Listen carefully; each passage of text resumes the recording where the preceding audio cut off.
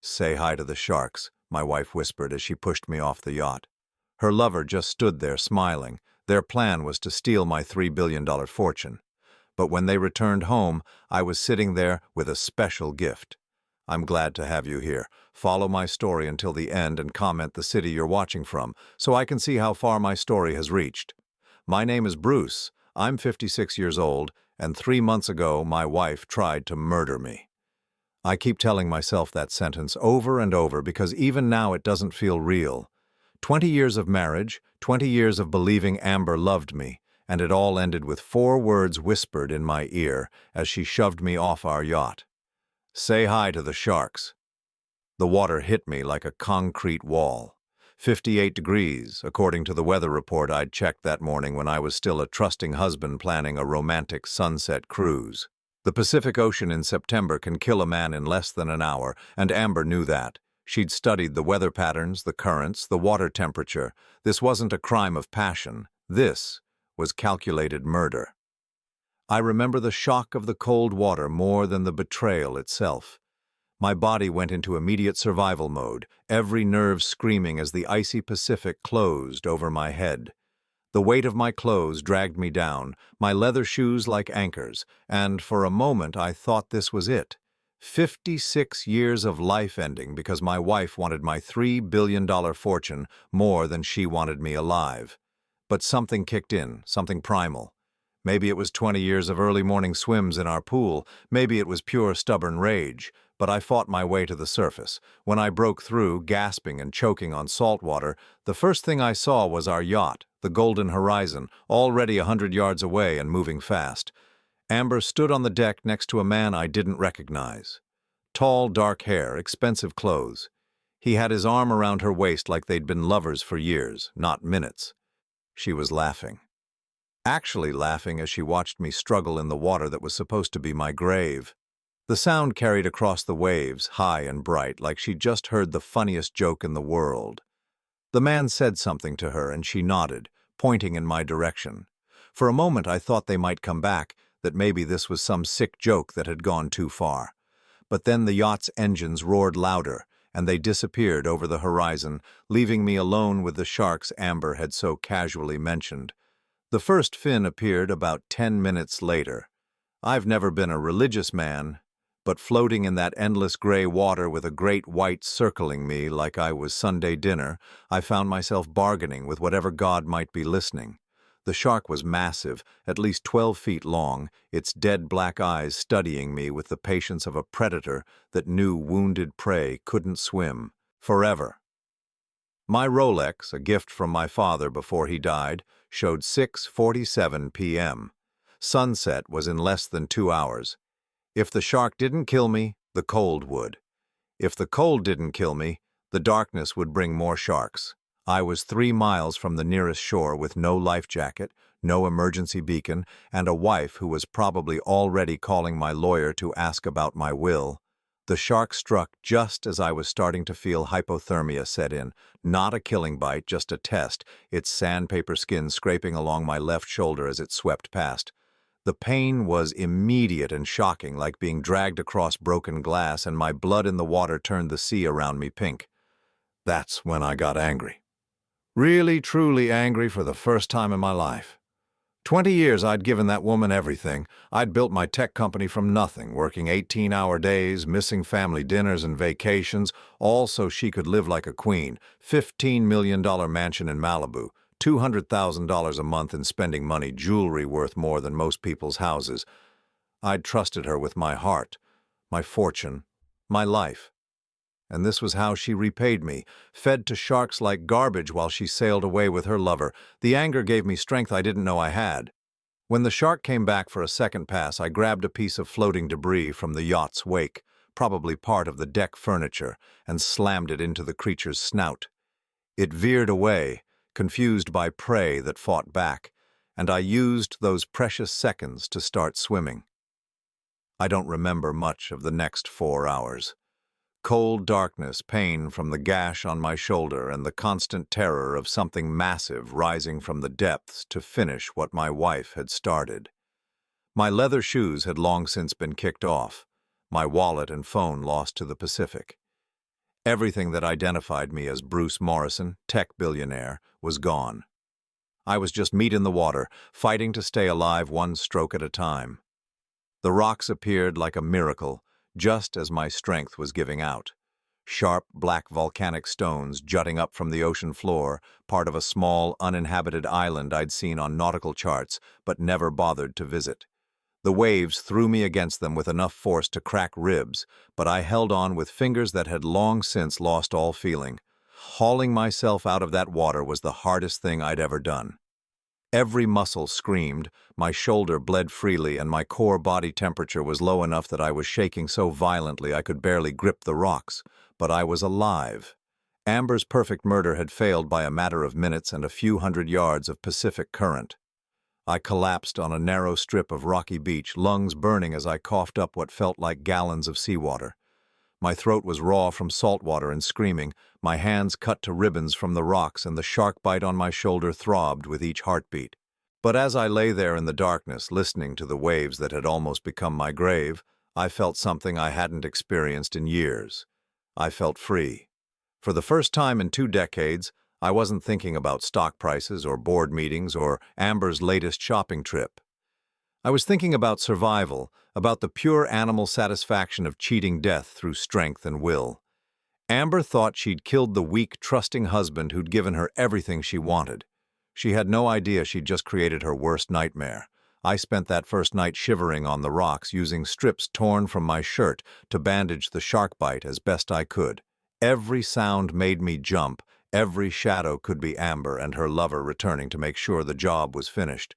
But as dawn broke over the Pacific, painting the sky in shades of gold and pink, I realized something that would have made Amber sick with rage if she'd known. I was going to live. I was going to survive this. And when I was ready, when I was strong enough, I was going to find out exactly who my wife really was and what she'd done to deserve 20 years of my trust. The rescue boat appeared on the second day, drawn by the smoke from my signal fire. As the Coast Guard pulled me from those rocks, hypothermic and delirious but alive, I made them a promise I intended to keep. I told them my name was David Chen, a tourist who'd fallen from a fishing boat. Bruce Morrison, loving husband and trusting fool, was dead. The man Amber had tried to murder was someone else entirely, and he was coming home. The television in my hospital room was playing my own funeral. I stared at the screen in disbelief, watching my wife of 20 years dab at her eyes with a lace handkerchief, while the pastor spoke about my tragic accident at sea. Amber wore black Chanel, the same dress she'd worn to her mother's funeral 3 years ago. She'd always been practical about recycling expensive clothes. Such a loving husband, the pastor was saying. Bruce Morrison lived for his family, worked tirelessly to provide for those he cherished most. The camera panned across the crowd. 500 people, maybe more. Business associates, employees from Morrison Tech, neighbors from Malibu, all of them mourning a man who was very much alive, watching his own memorial service from a hospital bed in San Pedro, while nurses fussed over his shark bite and hypothermia. I'd been in the hospital for 5 days, under the name David Chen. The Coast Guard rescue had been routine enough that nobody questioned the story of a tourist falling overboard. I'd told them I was visiting from Hong Kong, spoke just enough broken English to seem believable, and paid cash for everything. The real David Chen was a business contact in Shanghai who wouldn't mind if I borrowed his identity for a few weeks. What I hadn't expected was watching Amber bury me with such convincing grief. She stepped up to the podium, and I felt my chest tighten despite everything I knew about her now. Even after she'd tried to murder me, seeing her cry over my casket did something to my heart that I hated myself for feeling. "Bruce was my everything," she said, her voice breaking in exactly the right places. 20 years wasn't long enough. I would have given anything for 20 more. The crowd murmured sympathetically. Several women in the front row were openly weeping. Amber's performance was flawless, the grieving widow who'd lost the love of her life to a cruel accident. If I hadn't lived through her pushing me off that yacht, I might have believed it myself. But then the camera caught something the mourners couldn't see. As Amber stepped down from the podium, she glanced toward the back of the church and gave the slightest nod to someone off camera. It lasted maybe 2 seconds, but it was enough. My loving widow was giving signals to her accomplice at my own funeral. I grabbed my phone and called my lawyer. "Morrison and Associates, this is Jennifer." "Jennifer, it's David Chen. I need to speak with Richard Morrison immediately." Richard Morrison, my younger brother and business partner, had been handling my affairs since the Coast Guard declared me missing, presumed dead. He was also the only person who knew about my emergency protocols, including the David Chen identity I'd set up years ago for exactly this kind of situation. When you're worth $3 billion, you learn to plan for betrayal. "David, thank God!" Richard's voice was tight with stress. "I've been trying to reach you for days. Where the hell are you?" "San Pedro General Hospital, room 214. Can you get here without being seen?" "Jesus Christ, Bruce. Amber's been calling me every hour asking about the will. She's already hired her own legal team, some shark named Patterson from Beverly Hills. I think she's planning to move fast on the estate." I felt my jaw clench. "How fast?" "She filed preliminary paperwork yesterday. Apparently there's some clause about presumed death in international waters that speeds up the process. Bruce, she could have access to the joint accounts within 2 weeks. 2 weeks. The woman who'd tried to feed me to sharks would have $50 million to play with in 2 weeks. Richard, I need you to listen very carefully. Don't file anything, don't sign anything, and don't let Amber near the company accounts. Tell her you're waiting for the official death certificate. What's really going on? The Coast Guard said there was no evidence of foul play." I closed my eyes, thinking about Amber's laugh as she watched me drowning. "There wasn't supposed to be any evidence. Can you get here tonight? And bring a digital recorder. I have a story to tell you that's going to make you sick." Richard arrived after visiting hours, slipping past the nurses with the confidence of a man who'd bribed his way out of more complicated situations. My brother was 52, 4 years younger than me, with the same dark hair and stubborn jaw that had made us both successful in business. But where I'd trusted too easily, Richard had always been suspicious of people's motives. One look at my face, and he knew this wasn't an accident. "Who did this to you?" His voice was deadly quiet as he took in the bandages, the bruises, the way I winced when I moved my left shoulder. "My wife." The words tasted like poison. 20 years, Richard. 20 years of marriage, and she tried to murder me for the money. I told him everything. The romantic sunset cruise that turned into an execution attempt, the man on the yacht I'd never seen before, the way Amber had laughed as the sharks circled me. Richard's face went through a dozen different expressions, from disbelief to rage to something that looked like murder. "We go to the police?" he said when I finished. "Tonight we end this right now." "With what evidence?" "It's my word against hers, and I'm supposed to be dead.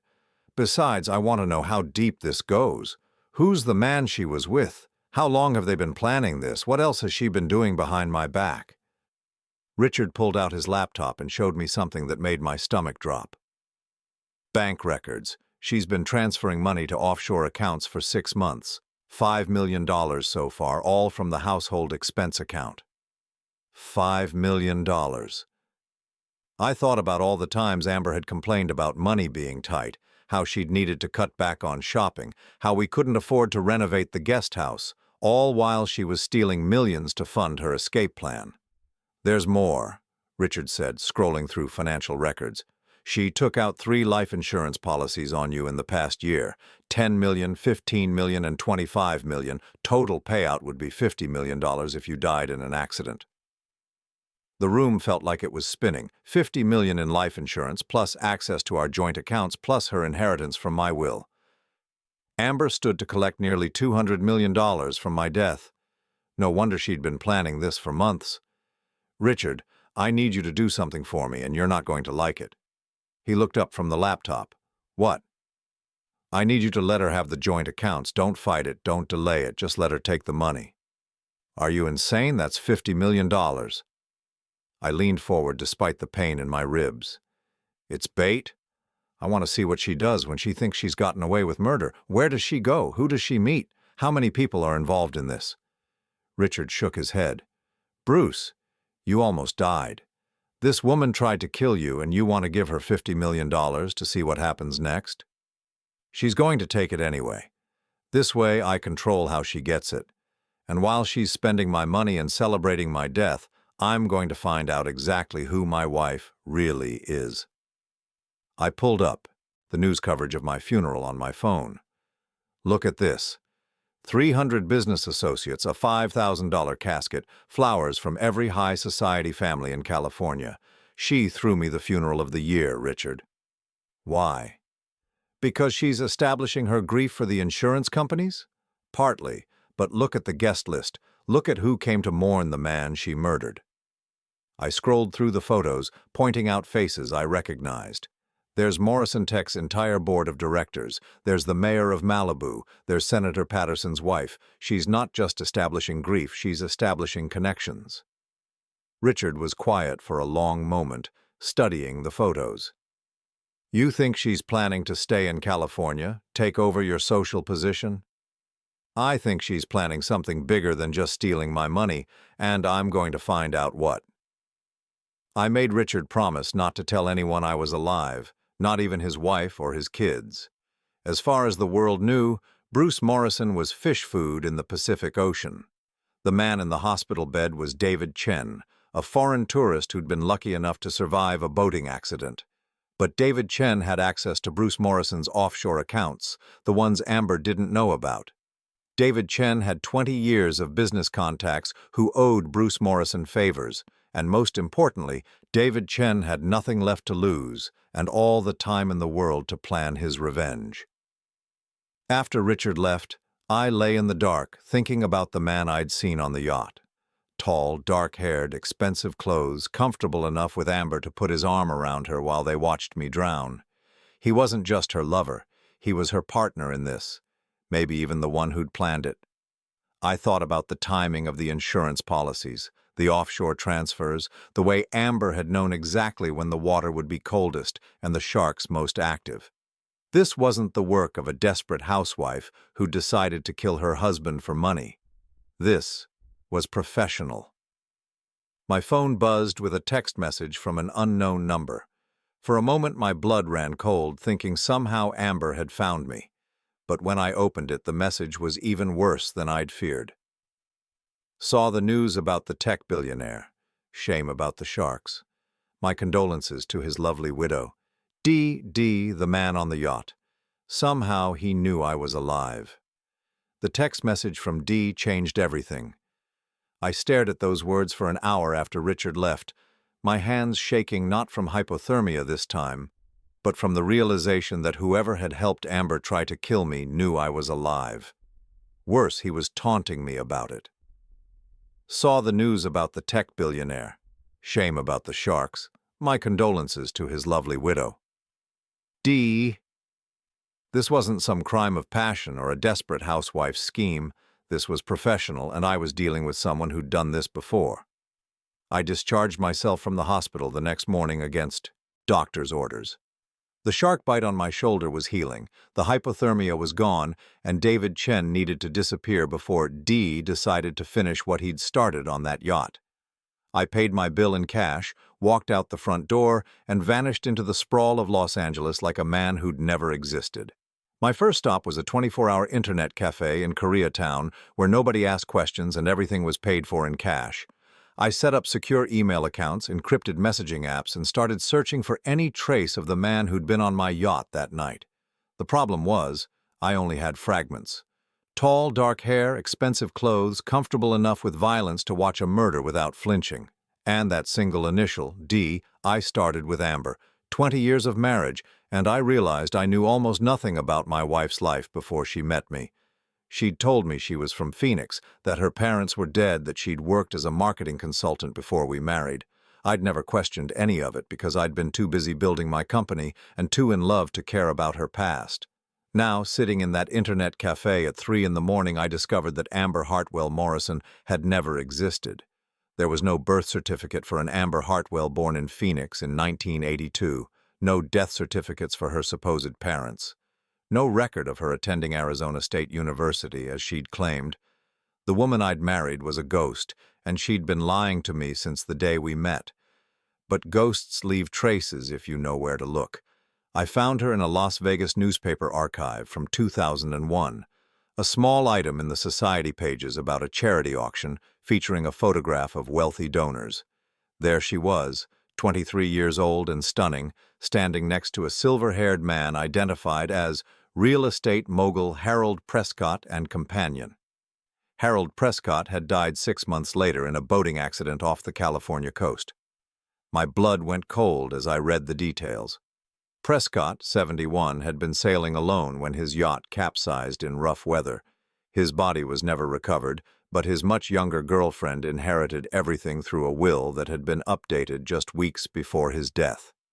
The girlfriend's name was Ashley Reed. Ashley Reed looked exactly like Amber Hartwell. I spent the next 4 hours in that cafe, following a trail that made me sick to my stomach. Ashley Reed had disappeared after Prescott's death, only to resurface 2 years later as Miranda Stone, engaged to a Texas oil executive named William Patterson.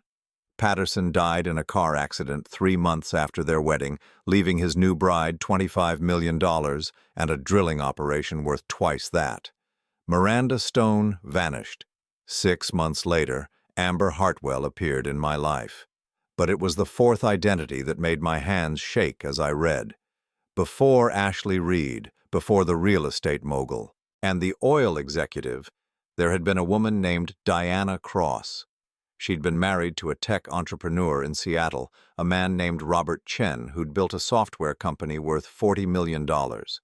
Robert Chen had died in a sailing accident in 2001, lost at sea, body never recovered, survived by his loving wife who inherited everything. The pattern was clear, and it was horrifying. The woman I'd married wasn't just a murderer. She was a serial killer who specialized in wealthy husbands and boating accidents. I was victim number 4 that I could find, and there might be others I hadn't discovered yet. But she wasn't working alone. The man on the yacht, D, he had to be her partner, maybe her handler, someone who helped her target victims, forge identities, and disappear after each murder. I found him in a photograph from William Patterson's funeral in Dallas. He was standing in the background, just another mourner paying respects to the grieving widow. But I recognized the tall frame, the dark hair, the expensive clothes. Most importantly, I recognized the way he was looking at Miranda Stone with the satisfaction of a job well done. A reverse image search led me to a corporate website for something called Meridian Investments, where the same man was listed as Derek Castellanos, senior partner. The biography was vague but impressive. Harvard MBA, extensive experience in mergers and acquisitions, specialized in helping wealthy individuals manage complex financial transitions. Derek Castellanos, Derek, D. I looked up everything I could find about Meridian Investments and felt my stomach drop. It wasn't a real investment firm. It was a front, a way for Derek to meet wealthy targets and gain their trust. The office address was a mail drop in Beverly Hills. The phone number went to a service that took messages. Even the testimonials on the website were fake, written by people who didn't exist. Derek Castellanos was as much of a ghost as Amber Hartwell, but he was better at hiding his tracks. I spent 3 more days in that internet cafe, living on vending machine coffee and energy bars, following a trail of breadcrumbs that led back decades. Derek and Amber, or whatever their real names were, had been working together for at least 15 years. They'd killed at least 6 people that I could document, maybe more. They were professionals and they were very good at what they did. But they'd made one mistake. They'd assumed I was dead. I rented a studio apartment in East LA under a different false name, paid 3 months in advance in cash, and set up a war room. Printed photographs covered every wall. Harold Prescott, William Patterson, Robert Chen, and 3 other men I'd connected to mysterious deaths and grieving widows who looked suspiciously like my wife. Financial records, newspaper clippings, property transfers, insurance payouts. The total was staggering. Over 20 years, Derek and Amber had stolen more than $300 million from their victims. They'd perfected a system. Derek would identify targets, wealthy older men with substantial assets and few family connections. Amber would seduce them, marry them quickly, and update their wills. Then Derek would arrange an accident, usually involving boats or cars, something that could plausibly be explained as bad luck. After each death, Amber would mourn publicly for exactly 1 year before disappearing with a new identity. Derek would fade into the background until they were ready to hunt again. It was methodical, patient, and absolutely ruthless. But something was different this time. I spread out photos of all the victims on my table and noticed a pattern. Harold Prescott, 71, William Patterson, 68, Robert Chen, 63. The others ranged from 60 to 75 years old, men who were past their physical prime, easy to overpower if necessary. I was 56. Still strong, still swimming regularly, still young enough to put up a fight. Why had they targeted me?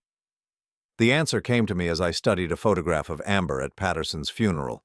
She was 39 then, getting older, losing the fresh-faced beauty that had made her such an effective honey trap.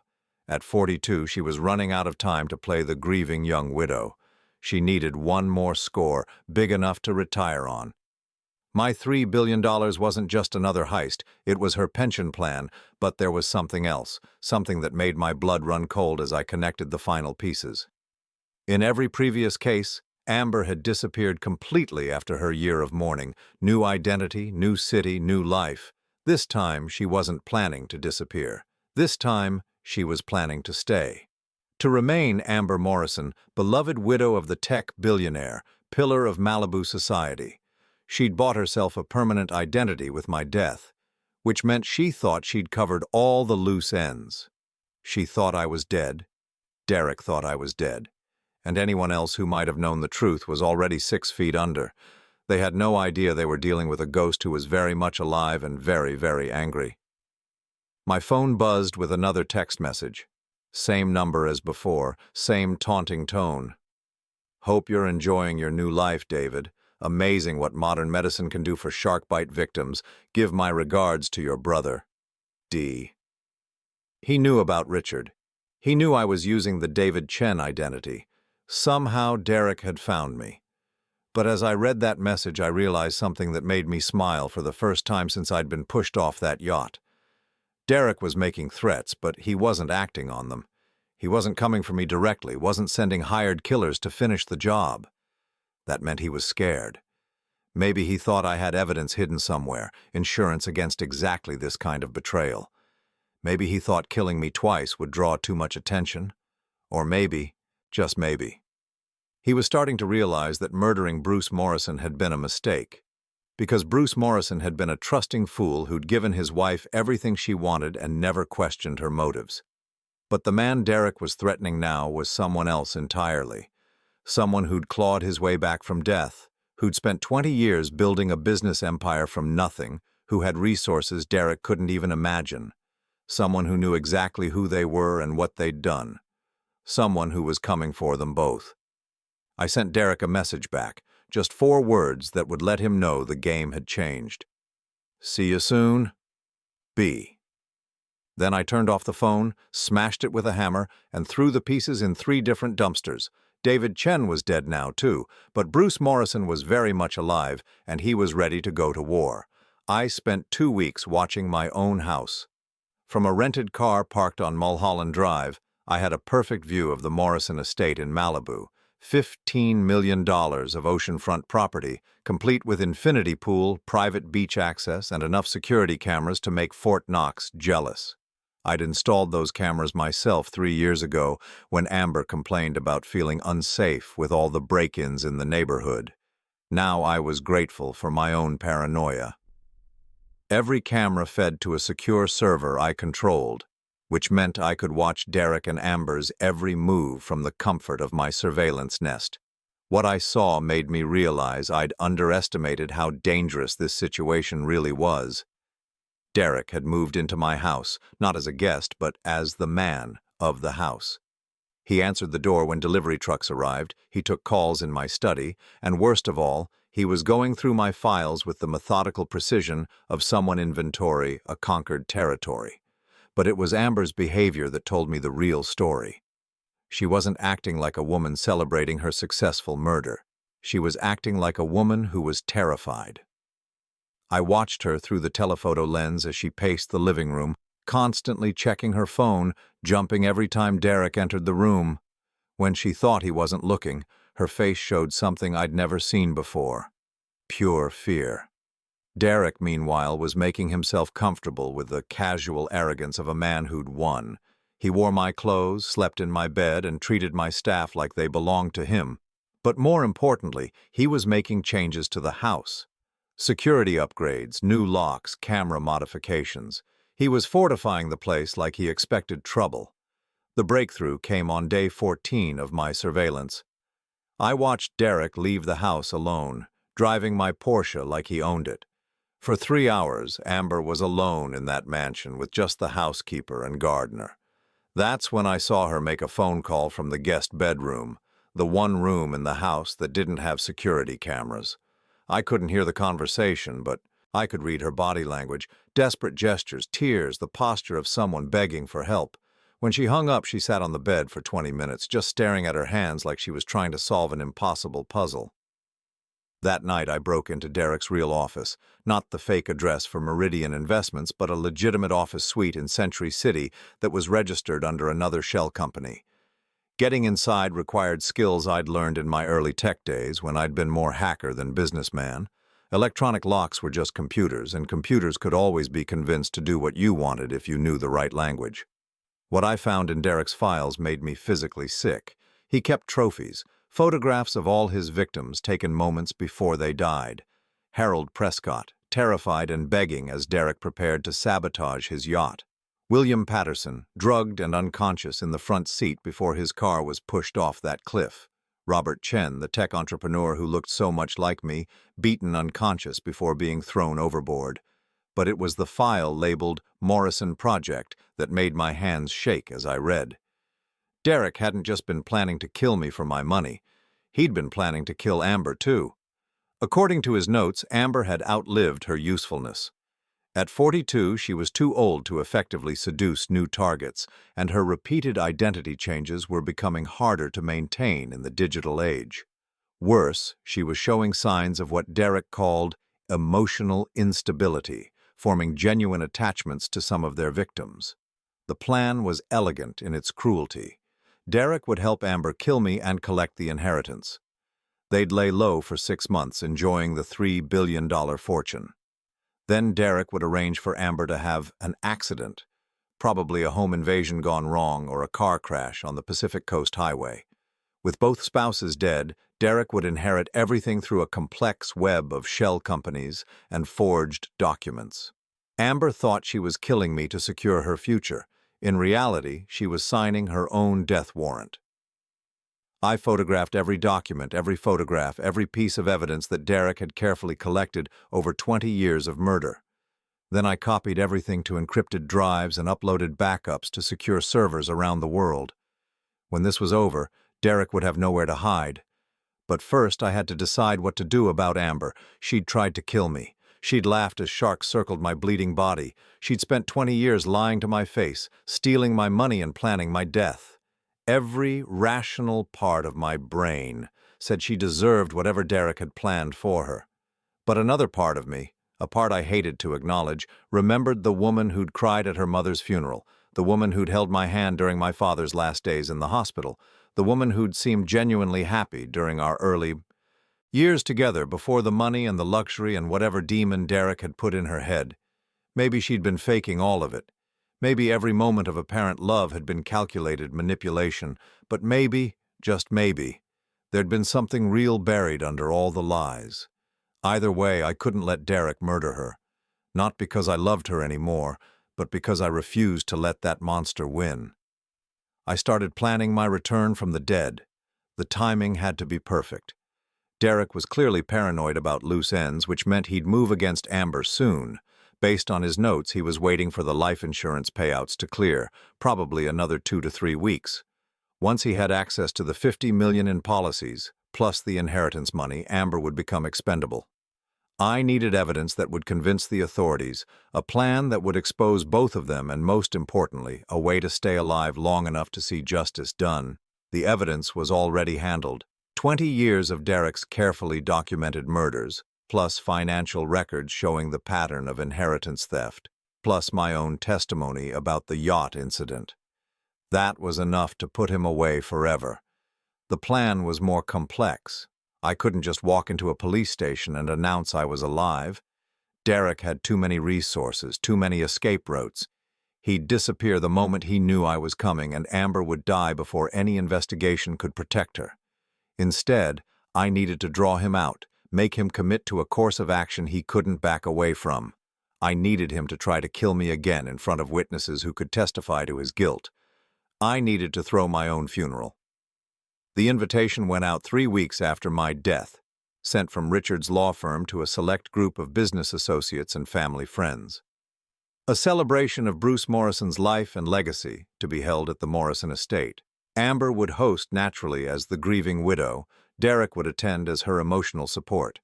What they didn't know was that the guest list included 2 undercover FBI agents, a federal prosecutor who owed me favors from a cybercrime case I'd helped solve, and a documentary filmmaker who'd be recording everything for what he thought was a memorial video. I spent the remaining weeks preparing for the performance of my lifetime, new identity documents, disguises, and, most importantly, a way to get close to Derek without him recognizing me until it was too late. The plan was insane, dangerous, and probably illegal. But it was also the only way to save Amber's life and expose Derek's crimes before he disappeared forever. On the morning of my own memorial service, I stood in my hotel bathroom, staring at my reflection as I prepared to become someone else one more time. The shark bite scar was still visible on my shoulder, a permanent reminder of the night my wife tried to feed me to the ocean. But scars weren't always signs of weakness. Sometimes, they were proof that you'd survived something that should have killed you. Derek had made one crucial mistake when he'd pushed me off that yacht. He'd assumed that a wealthy, comfortable man would give up when faced with death. He'd never considered that some people get stronger when they're stripped of everything they thought they needed. I wasn't the same trusting fool who'd gone on that romantic sunset cruise 6 weeks ago. That man was dead, killed by betrayal and reborn in salt water and blood. The man getting ready to attend his own funeral was someone Derek had never met. Someone who'd learned that love could be a lie, that family could be a weapon, and that the only person you could truly trust was yourself. Someone who was about to remind Derek Castellanos why you should never try to murder a man who has nothing left to lose. As I adjusted my disguise one final time, I thought about the conversation I'd overheard between Derek and Amber 3 days ago, picked up by the listening device I'd planted in my own study. Derek had been explaining his plans for after the insurance money cleared. A trip to Europe, he'd said, just the 2 of them. A romantic getaway to celebrate their new life together. Amber had agreed enthusiastically, but I'd caught the tremor in her voice, the fear she was trying so hard to hide. She knew what Derek was really planning. She knew that trip to Europe was going to be one way for only one of them. In 6 hours, I'd walk into my own memorial service. Derek would see a stranger in the crowd, another mourner paying respects to the man he'd murdered. Amber would play the grieving widow one more time, not knowing she was performing for her own killer. And somewhere in the middle of that perfectly orchestrated lie, Bruce Morrison would rise from the dead to settle accounts with the people who'd tried to bury him. The sharks hadn't finished me. The ocean hadn't claimed me. And Derek Castellanos was about to learn why some ghosts don't stay buried. I walked into my own memorial service wearing the face of a stranger. The makeup artist I'd hired had done incredible work. Prosthetic cheekbones, colored contact lenses, a carefully styled beard, and enough subtle changes to alter my bone structure without looking obviously fake. To anyone who didn't know me intimately, I was just another mourner paying respects to the late Bruce Morrison. The estate looked exactly as I'd imagined it would for my funeral. White roses everywhere, the smell of expensive catering, and 200 people dressed in black wandering through rooms where I'd lived for 20 years.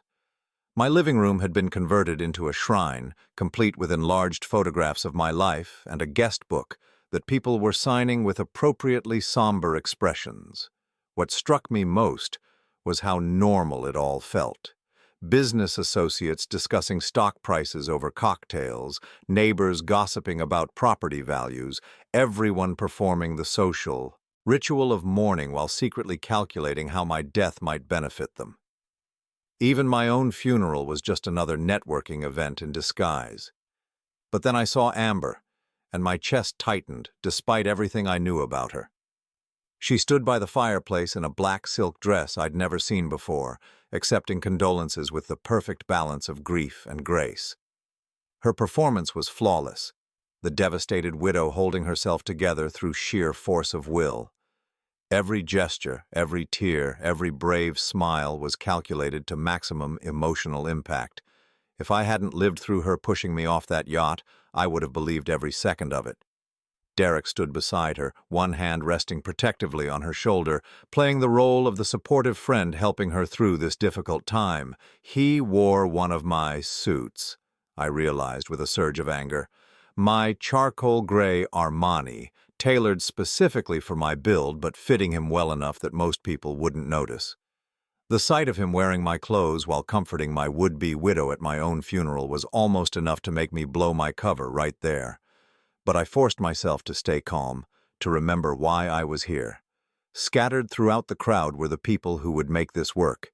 Agent Sarah Martinez from the FBI's White-Collar Crime Division, disguised as a representative from a tech industry magazine. Federal prosecutor James Chen, posing as a business associate from Silicon Valley. Documentary filmmaker Rebecca Walsh, openly filming what everyone thought was a memorial video. They were recording everything, waiting for my signal to move. I accepted a glass of wine from a passing waiter and mingled with the crowd, listening to conversations about my life and legacy. It was surreal hearing people discuss my character, my achievements, my supposed virtues, when half of them had been trying to poach my clients or steal my employees while I was alive. But it was the conversation I overheard between Derek and Amber that made my blood run cold.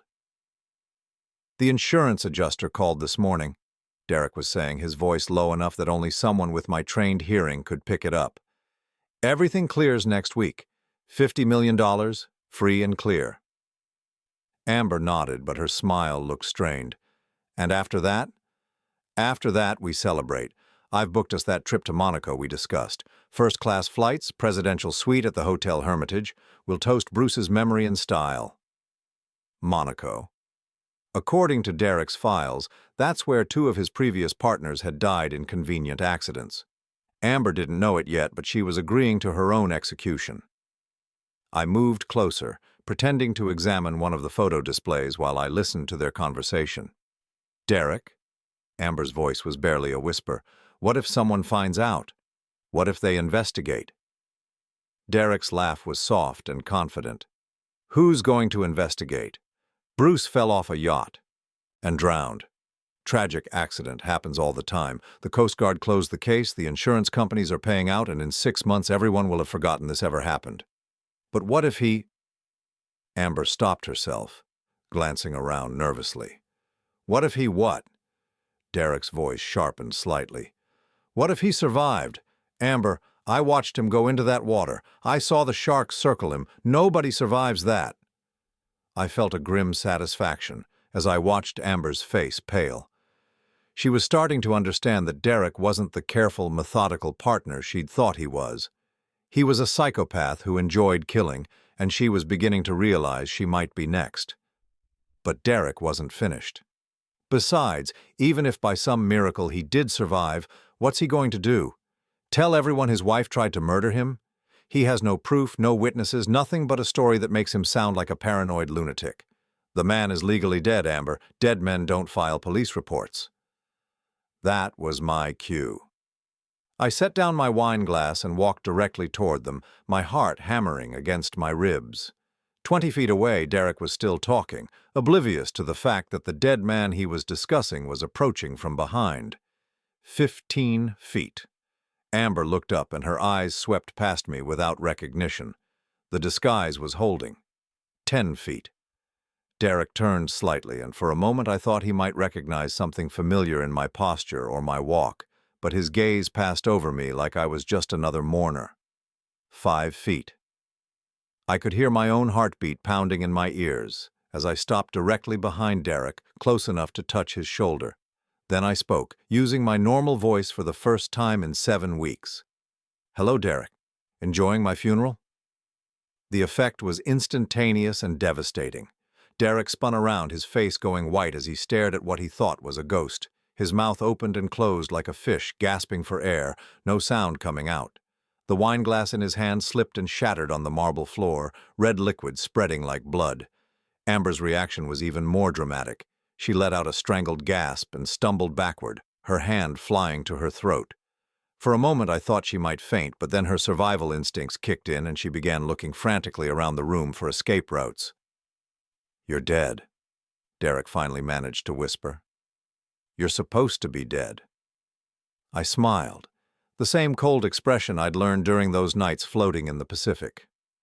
"Sorry to disappoint you, but as you can see, reports of my death have been greatly exaggerated." The conversations around us had stopped.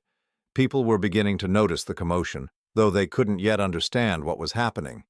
They saw a stranger confronting the grieving widow and her friend, but they didn't yet realize they were witnessing a resurrection. Derek's hand moved toward his jacket pocket, and I caught the flash of metal.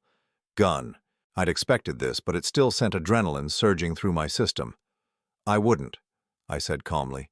"You're surrounded by witnesses, including several federal agents. Agent Martinez is standing by the piano, Agent Chen is near the bar, and Prosecutor Walsh has been filming this entire conversation." Derek's eyes darted around the room, finally understanding the trap I'd set. His face went from white to red as rage replaced shock. "You bastard," he snarled. "Do you have any idea what you've done? What this will cost?" "I know exactly what it will cost," I replied. "It will cost you your freedom, your money, and your life. But more importantly, it will cost you something you value more than any of those things, your sense of control." Amber found her voice finally. "Bruce, I can explain—" "No!" I cut her off, my voice sharp enough to make her flinch. "You can't explain. There is no explanation for 20 years of lies, no explanation for theft, for murder, for pushing your husband into shark-infested water and laughing while he fought for his life." The room had gone completely silent now. 200 people frozen in place as they watched the impossible scene unfolding before them, the dead man confronting his killers at his own funeral. Agent Martinez was already moving through the crowd, her hand resting casually on her weapon. Agent Chen had positioned himself to block the main exit. Rebecca Walsh kept filming, capturing every moment of Derek and Amber's exposure. Derek made his move. He lunged toward me with the knife I'd seen him palm from the catering table, aiming for my heart with the same cold efficiency he'd used on his other victims. But Derek had made a crucial mistake. He was fighting a man who'd already died once and had nothing left to fear. I caught his wrist and twisted, using leverage techniques I'd learned in 20 years of swimming to redirect his momentum. Derek's own force sent him crashing into the photo display, scattering pictures of my life across the marble floor. The knife skittered away as Derek tried to scramble to his feet, but Agent Martinez was already there with handcuffs. "Derek Castellanos, you're under arrest for conspiracy to commit murder, insurance fraud, and about 20 other charges we'll discuss downtown." As the cuffs clicked shut, Derek looked at me with pure hatred. "This isn't over," he said. "You have no idea who you're dealing with." I leaned close enough that only he could hear my reply. "Actually, I know exactly who I'm dealing with. A coward who preys on people's trust, who's never faced a victim who fought back. But here's what you don't understand, Derek. I'm not a victim anymore. I'm your worst nightmare." Amber had collapsed into one of the chairs, her perfect composure finally cracking. She looked up at me with an expression I couldn't quite read. Fear, certainly. Regret, maybe. But also something that might have been relief. "The Monaco trip is canceled," I told her as Agent Chen approached with a second pair of handcuffs. "But don't worry. The federal government provides excellent accommodations, 3 meals a day, medical care, and all the time you need to think about what you've done." As they led Amber away, she turned back to look at me one last time. "Bruce," she said, her voice breaking, "I'm sorry." I wanted to feel something, Anger, satisfaction, maybe even pity. But all I felt was empty. The woman I'd loved for 20 years had never existed. She'd been a character in a play, performed by an actress who'd gotten so deep into her role that maybe she'd forgotten who she really was. "So am I," I replied, and I meant it. The memorial service ended with my guests filing police reports instead of signing condolence cards. The catering staff found themselves serving coffee to FBI agents instead of mourners.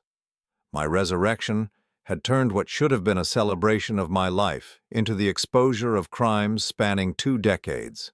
As the last of the guests were escorted out for questioning, I stood alone in my living room, surrounded by the wreckage of my former life.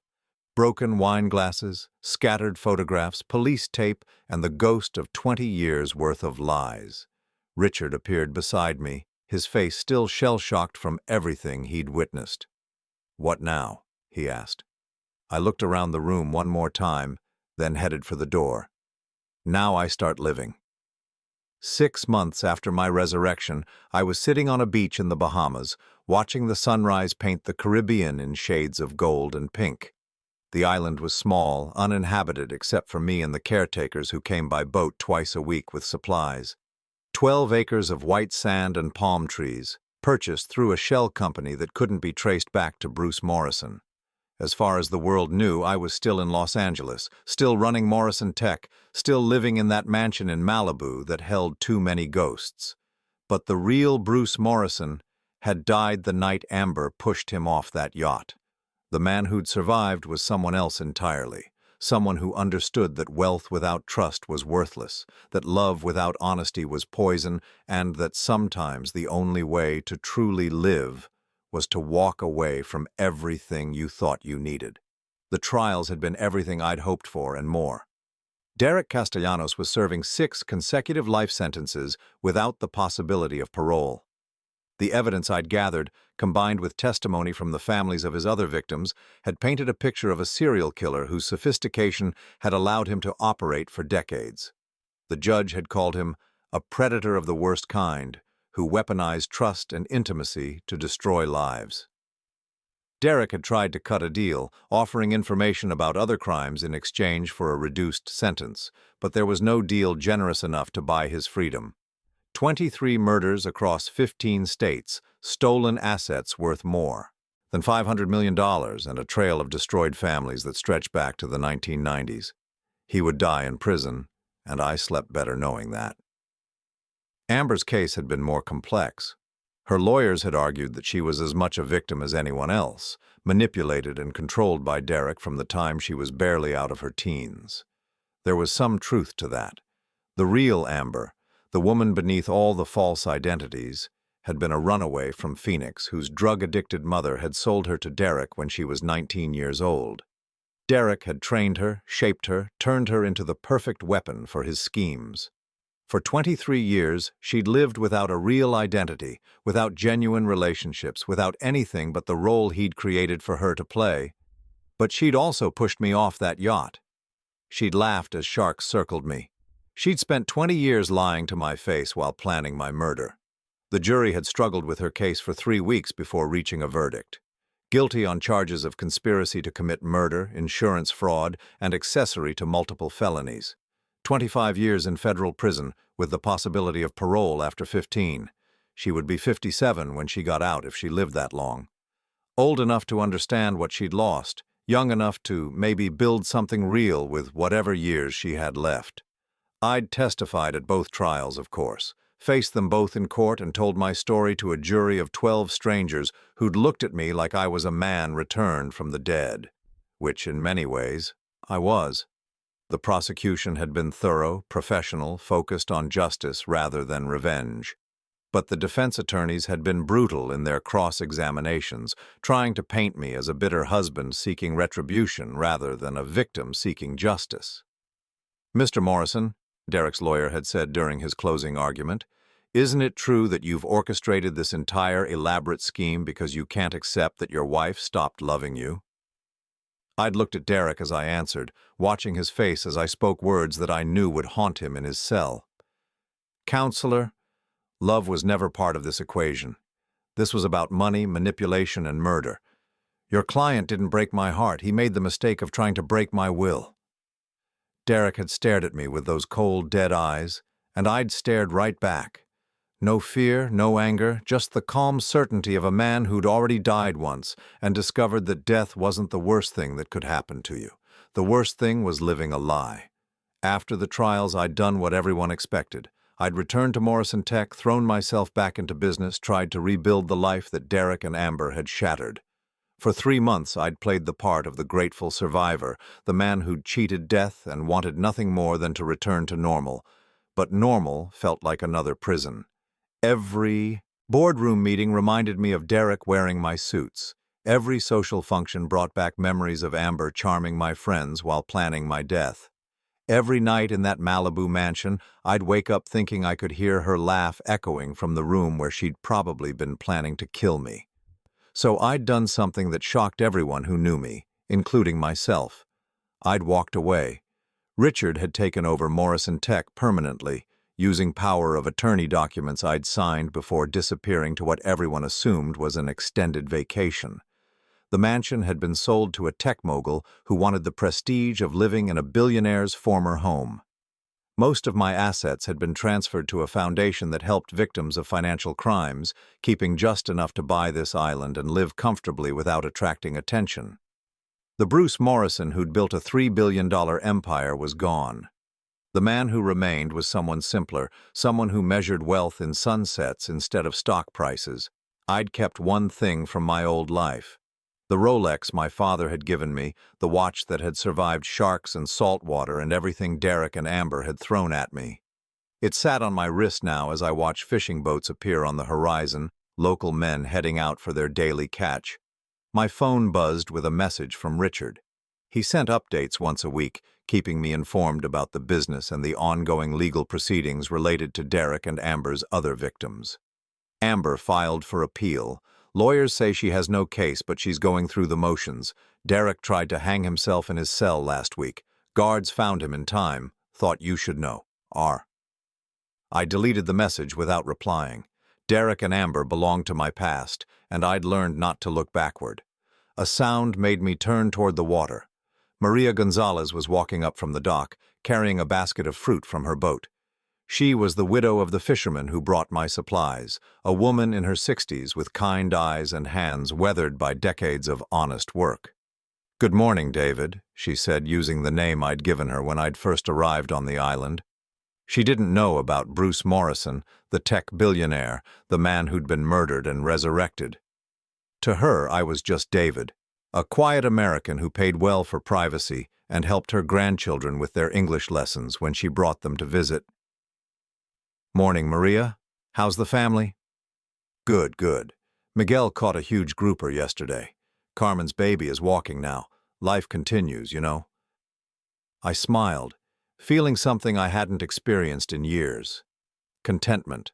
Not the frantic happiness that came from closing a business deal or buying something expensive, but the quiet satisfaction of belonging somewhere without having to prove anything to anyone. Maria studied my face with the perceptive eyes of a woman who'd raised 8 children and buried a husband. "You look different today," she said. "Lighter." She was right. For months I'd been carrying the weight of what Derek and Amber had done to me, the burden of betrayal and the exhaustion of seeking justice, but somewhere between the sunrise and Maria's simple observation about life continuing, I'd let that weight go. Derek and Amber had stolen 20 years of my life through deception. I refused to let them steal whatever years I had left through bitterness. "I feel different," I admitted. "Like I'm finally where I'm supposed to be." Maria nodded with the wisdom of someone who understood that healing wasn't about forgetting the past, but about choosing not to let it define your future. After she left, I walked to the other side of the island, to the small memorial I'd built from driftwood and stones. It wasn't a grave exactly, but a marker for the man I used to be. Bruce Morrison, tech entrepreneur, devoted husband, trusting fool. He'd died in the Pacific Ocean, pushed overboard by the woman he'd loved and left to drown by the man who'd planned his murder. But his death had given birth to someone else. Someone who understood that the most valuable things in life couldn't be stolen because they couldn't be bought in the first place. Trust had to be earned. Love had to be real. Peace had to be chosen. I'd learned all three lessons the hard way, but I'd learned them completely. As the sun reached its peak and the Caribbean stretched endlessly blue in all directions, I made a decision that would have surprised everyone who'd known the old Bruce Morrison. I was never going back. Not to Morrison Tech, not to Malibu, not to the world where money mattered more than honesty and success was measured by the size of your bank account rather than the quality of your character. The man who'd been pushed off that yacht had been worth $3 billion and had been utterly alone. The man standing on this beach was worth maybe $3 million and had found something infinitely more valuable. He'd found himself. My phone buzzed one more time, another message from Richard, probably with more updates about appeals and legal proceedings and all the machinery of justice grinding forward without me. I turned off the phone and threw it into the waves. Bruce Morrison was dead. David, the quiet American who helped children with their English and watched sunrises from a Caribbean beach, was very much alive. And for the first time in 20 years, I was exactly where I wanted to be, with exactly the life I'd chosen for myself. The sharks hadn't killed me. The betrayal hadn't broken me. The trial hadn't defined me. I'd survived it all, and in surviving, I'd learned the most important lesson of my life. Sometimes you have to lose everything to discover what really matters, and what really matters can never be taken away.